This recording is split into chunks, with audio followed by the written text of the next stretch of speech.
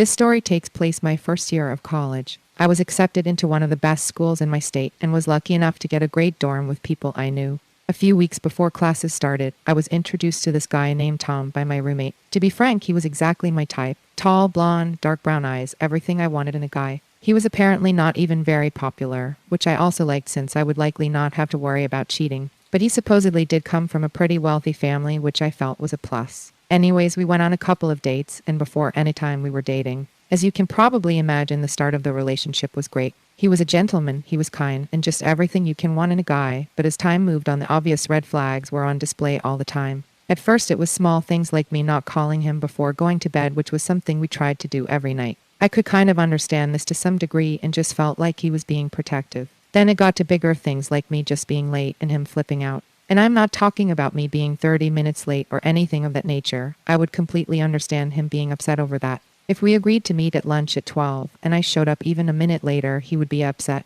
Once the campus was super crowded, but I told him I would meet him at the stadium at lunch. I was walking across the stadium to meet him, and he saw me the whole time as this was happening, but still I arrived 2 minutes late and he ended up throwing a fit. And when I say throwing a fit, I don't mean just arguing with me. I hate being the center of attention, and he would purposely cause a scene in front of whoever he could when he was mad. It was terrible for me, and each time I just felt so embarrassed. I started making sure I was never late no matter what. And after a while, my grades started to suffer. He basically had a strict schedule he wanted me to follow. At 7, we meet for breakfast, and then go straight to our classes. Then I had to meet him at 12 for lunch. At 2, we passed each other when going to class, so we would also meet there. At 3:40, he took me home, and by 5, I had to be prepared for whatever he wanted to do. Whether he just wanted to talk on the phone or go somewhere like the movies, I had to be ready, and this could last for hours. I remember the latest he kept me out was to about 3 on a school night, which really upset me. I was pretty much an honor roll student my whole life, with the occasional B in math.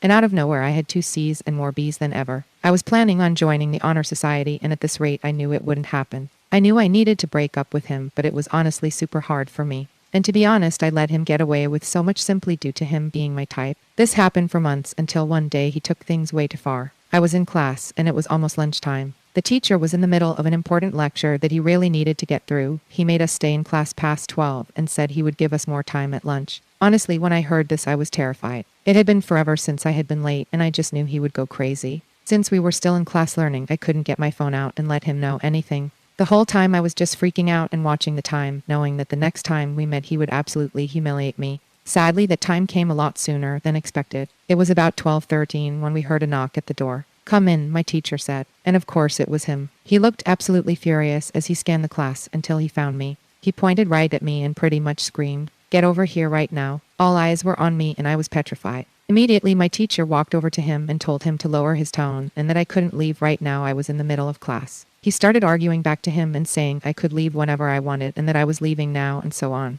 All this went on for a minute or two until my teacher threatened to get security and pretty much force him to leave. That whole class I was very shaken up. I could not believe he would go that far. I just felt miserable and trapped all at the same time. But that's when I realized that I just needed to let go. I didn't waste any time. As soon as I was dismissed for lunch, I texted him and told him it was over before blocking him. Then I decided that to avoid another confrontation, I would leave school early that day and just chill at my dorm. When I got to my dorm, I can't even explain the sense of relief I felt. I just laid in bed and immediately fell asleep. It was about 9 when I woke up. My roommate was sitting across from me on her bed, and when she saw that I was woke, she instantly jumped up and smiled at me. I heard what happened, she told me, as she came over to me with what looked like a glass of water. She told me she just wanted to make sure I was okay and comfortable and handed it to me. I took it, but just when I was gonna take a sip, I smelled this foul odor. My roommate always had these sugary vitamin packs that she would put in water. While I found them okay, I didn't really like them as much as she did. They were often way too sugary for me. I would usually just take a sip or two just to spare her feelings, but this time I just let the water barely touch my lips. The smell was just awful to me. I set the water beside me on my nightstand before laying back and letting her know I was fine and just needed sleep. She agreed, and I laid back in bed and just tried to make myself go back to sleep, but it was hard considering I had slept all day. I put my blanket over my head and just laid there. About an hour later, I heard my roommate get a call. She answered it, and immediately I heard a familiar voice. It was Tom. I couldn't believe she was talking to him after what happened, but I was even more shocked by the context of the conversation. My roommate had drugged me, and Tom was apparently sending 2 guys over to give me a much-needed lesson, according to him. I was absolutely petrified hearing this. Before ending the call, he told my roommate that they should be there any minute now and that she needed to be out of the room. I heard her as she grabbed some of her belongings and left. I immediately got up and exited my dorm room. I ran straight across the hall to another friend's room and banged on the door as hard as I could until she answered. I told her everything I heard and we called the police. They arrived right away, but the intruders never came. I was at the police station answering questions all night when I got a message from one of my friends letting me know that my teacher was in critical condition. A lot is still being investigated, although he is all right now, but there was supposedly a bunch of medicines in his system. He fell unconscious and something he was cooking caught on fire and he was nearly burned alive. Like I said, this whole thing is still under investigation, but so far things aren't looking great to me. There's no real proof that anything happened. The water I was supposed to drink was poured out, the men never came, and the medicines found in my teacher's system were prescribed to him, even though he is certain he took the right amount and nothing like that had ever happened to him. The judges don't even find it strange that all this happened on the same day I broke up with Tom and my teacher argued with him. It doesn't help that Tom has some amazing lawyers working on his behalf and has pretty much turned everyone against me with his claim that I am mad that we broke up. It really feels like justice will not be served here. I have completely changed schools and cut all ties with pretty much everyone from that school except my teacher and a few people. I am doing a lot better now, although this whole experience has been devastating to me and I am considering just dropping the charges. Still just can't believe a person who I spent so much time with and who supposedly loved me would even think about hurting me. And not only him, but also a roommate that was supposed to be my friend. I don't know what they planned to do with me if they had drugged me that night, but just thinking about the potential possibilities makes me sick to my stomach, especially since they will likely get away with it. I feel like there is so much you can learn from my story, but the biggest thing I hope you guys get out of it is that you never ignore red flags or just weird behavior in general. At this time, my standards were low. He was a pretty face, so I was okay with his mistreatment, which was my biggest problem. Picking someone just because they're physically attractive to you can be a recipe for disaster. When I was 16, I started dating. Most of my relationships were very short-term, and I can admit I was not the best guy. I cheated at times, broke up with girls for no reason, and was a pretty shitty person in general, but I was 16 to be fair. I remember it was summer and I had broken up with this girl named Jasmine, and to be fair this time I had many legitimate reasons. She was just super creepy at times and acted almost obsessed. She would call me all through the night for no reason, and if I didn't answer I would wake up to at least 50 voicemails of her crying. The whole thing just got out of hand. When I broke up with her, she didn't take it well at all. She started blowing up my phone even more, asking friends where I was, and pretty much just doing anything she could to get in contact with me. Being 16, I actually liked this silly drama and the fact that I had a girl chasing me. Horrible, I know, but once again I was a shitty 16-year-old. One night I was in my bed home alone when I got a text from Jasmine. She was once again pleading with me for one more chance, and I continued telling her no. That is when she sent me something extremely terrifying. She sent me a picture of a handgun with the caption, "Fine, goodbye, tell my parents I love them." No matter how shitty you are at 16, somebody threatening to harm themselves because of you can humble you instantly.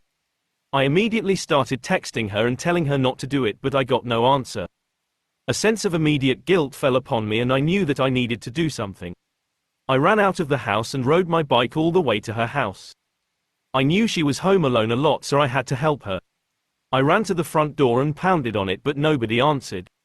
I tried the door and it was unlocked, so I barged in and ran up to her room. I was surprised when I walked in and she was just standing there in the mirror doing her makeup. I was completely confused, but before I could say anything I was hit in the back of the head. I fell to the ground holding my head when a bunch of punches rained down on me from all directions. I was being hit in the face, legs, stomach, pretty much everywhere. I looked up and saw a group of guys standing over me. They looked to be a bit older than us and were all laughing as they continued to beat me. I could barely move and was crying, whimpering, just everything, and all they did was laugh.